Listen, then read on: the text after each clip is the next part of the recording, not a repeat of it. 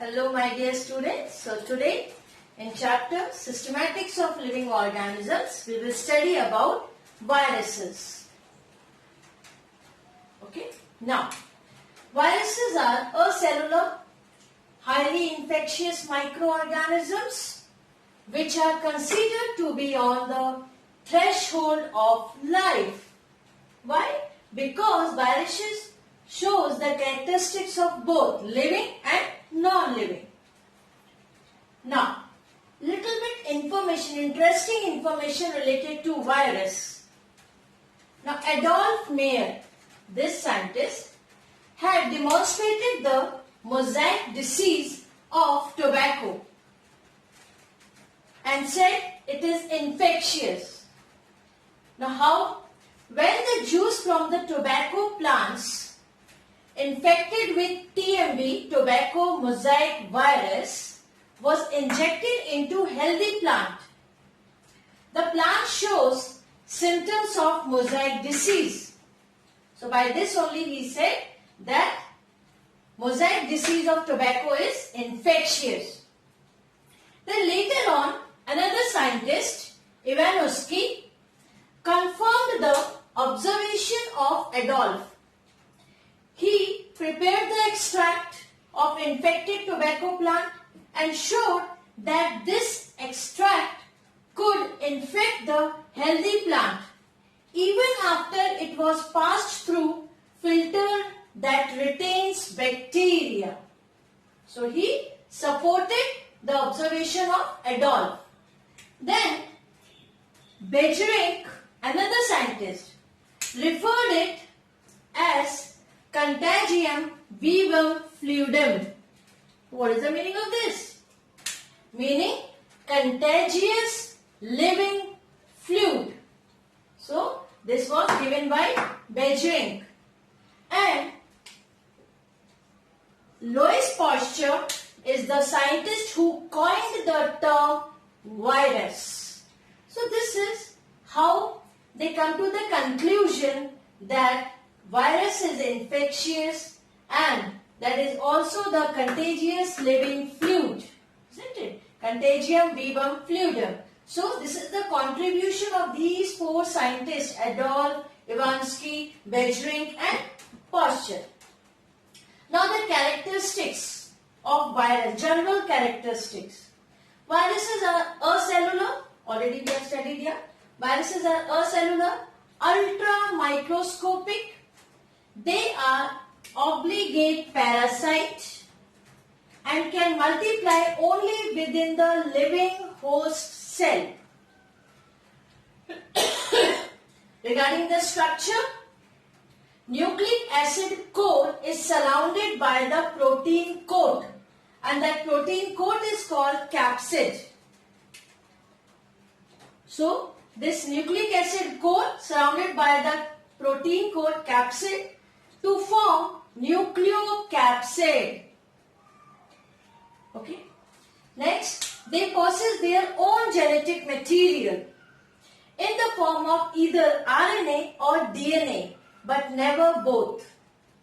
They can be crystalline also. We can store those viruses in the crystalline form. And this first obtained, the virus is obtained in the crystalline form, first done by Stanley. He did this one. He stored that virus in the crystalline form. He obtained that virus. Now, they utilize the ribosome. They means viruses, they utilize the ribosomes and enzymes of the host cell for the synthesis of protein during reproduction. So, they totally use the host cell for all the metabolic activities. And viruses are host specific. So these are the general characteristics of viruses. Now, types of viruses. So on the basis of the host, which type of host is there, viruses are divided into three types: plant viruses, animal viruses and bacterial viruses or bacteriophages. Okay. Now plant viruses means the viruses which attacks the plant. They consist of single-stranded RNA or double-stranded RNA. They show helical symmetry and are mostly rod shaped or cylindrical. This is about the plant virus. Here I have drawn the diagram of the TMV, tobacco mosaic virus. You can see this one cylindrical shape, rod shape, and this one you can see here.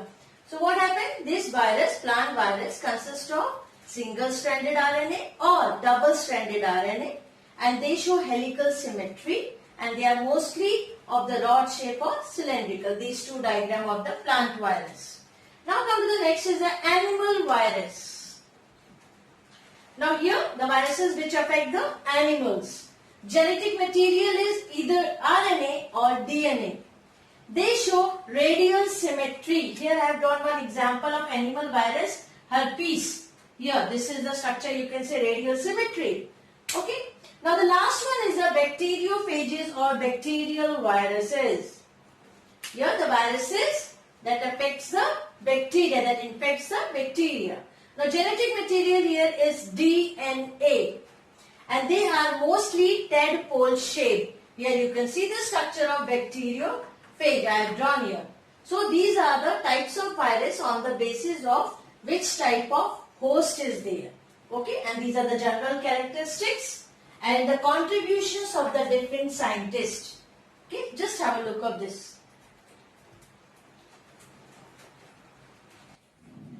Now we will study about viroids. Viroids were discovered and named by Theodor Diener. Now general characteristics of the viroid, they are the smallest organism. Okay, so they are very small and circular. Single-stranded RNA is present without the protein coat. This is the main difference between the virus and viroid. In the case of virus, around the genetic material protein coat is present, but in the case of viroid, protein coat is not present. So single-stranded RNA is without protein coat. These are mainly plant pathogens. Okay, and first viroid discovered was PSTV, that is potato spindle tuber viroid. Okay, naked RNA molecule can replicate autonomously in the plant cell. Naked because they don't have the protein coat around the genetic material. So at least 11 other plant diseases are linked to viroid, such as few names I have written here: Citrus exocotis, Chrysanthemum stunt, and cucumber bale fruit. So these plant diseases also linked to viroid, but the first viroid was discovered, that is potato spindle tuber viroid. Okay, so this is the disease of the potato which caused disease in potato, PSTV. Okay, now come to the next and the last topic of this chapter is lichens. Lichens, you all know, coexistence of algae and fungi. Association, symbiotic association of algae and fungi, they form the lichen.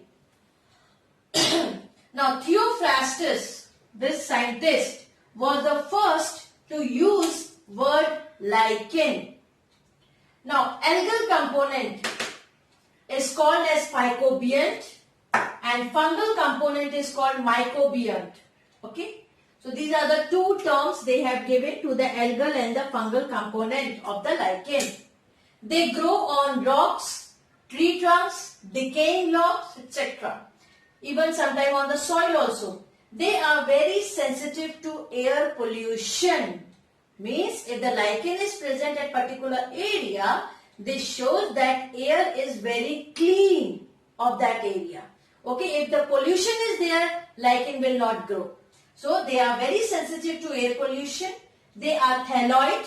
Okay, thallus is greenish or bluish green in color. Some lichens have additional pigments also, such as yellow, orange, brown or black color pigments. Now, these are the characteristics of lichen, general characteristics of lichen. Now come to the Here on the basis of fungal component present in the association, lichens are of three types. What are those? Esco Lichens, Bacterial Lichens and Deuteral Lichens. Now Esco Lichens, as the name indicates Esco, this fungal partner will belong to Ascomycetes group. Bacterial lichen, here the fungal partner will belongs to Basidiomycetes group. And Deuterolichen is there, the fungal partner is from the Deuteromycetes. So depend upon which fungal component is present, lichens are of three types. Now on the basis of the thallus structure here depend upon the fungal component. Now on the basis of thallus structure, lichens are of again three types. What are those? Crystose lichen, foliose lichen, fructicose lichen.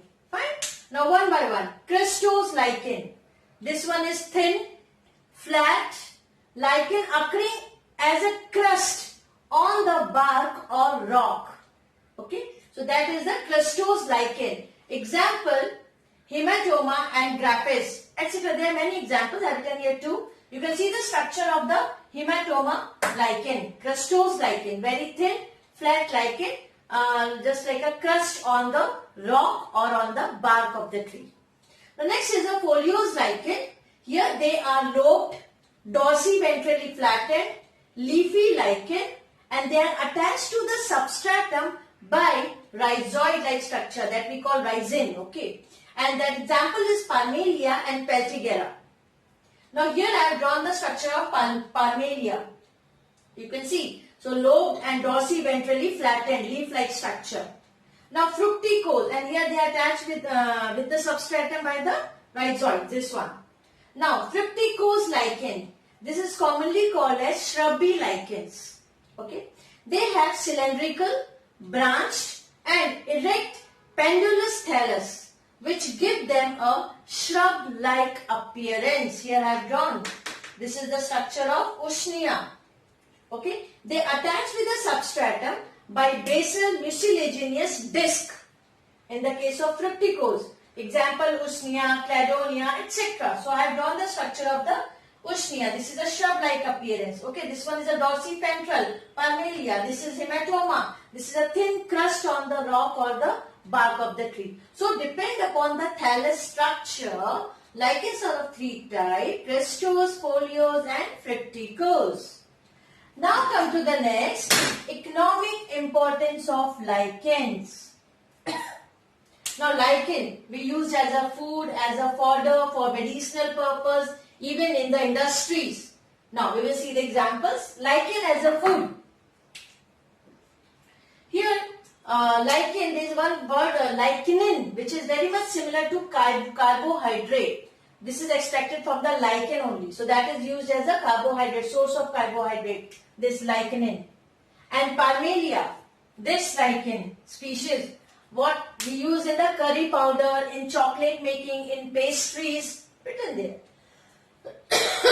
Next is the lichen as fodder. Here the example is Cladonia, Ebernia, Parmelia, this one. This is also used as a fodder. Now for the medicinal purpose, Lobelia, Cetaria species, these two, they are used in respiratory diseases. Okay, I will underline this. Lobelia and Cetaria. Now Peltigera, this is used for the hydrophobia. Usnea, this one is used for the urinary diseases. So such type of the examples of the lichens which are used for the medicinal purposes. Next is the industrial uses. Now in the process of tanning and the dyeing, they use lichen. In litmus paper preparation, they use the species of lichen, that is Rossella and Lassalia. So these two type of lichen they used in the litmus paper preparation. Okay, in perfume industries, perfumery, there is a species of Ebernia they use. So these are the examples of lichen. Now the next is, this is the economic importance of lichen. Fine. Now come to the ecological importance. as lichens are the pioneers of the vegetation on rocks, isn't it? Now lichens bring about weathering of rocks slowly. How? By releasing the carbonic acid and oxalic acid. So with the help of these two acids, they cause the weathering of rocks. Weathering of rocks lead to the formation of soil, and this whole process is called pedogenesis. So we can say the formation of soil is done by the lichens because they release carbonic and oxalic acid, which causes the weathering of rocks. So these are the economic and ecological importance. So here in detail we have studied about the viroids. Fine. Then by the regarding the lichens. Now lichen here also, the association of the algae and fungi, general characteristics of the lichens, then classification based on the which type of fungi is there, and then the classification or the types of lichen depend upon the thallus structure. Even I have drawn the structure also so that easily you can correlate with the things, with the information what I am sharing here. So just have a look of this one. Thank you.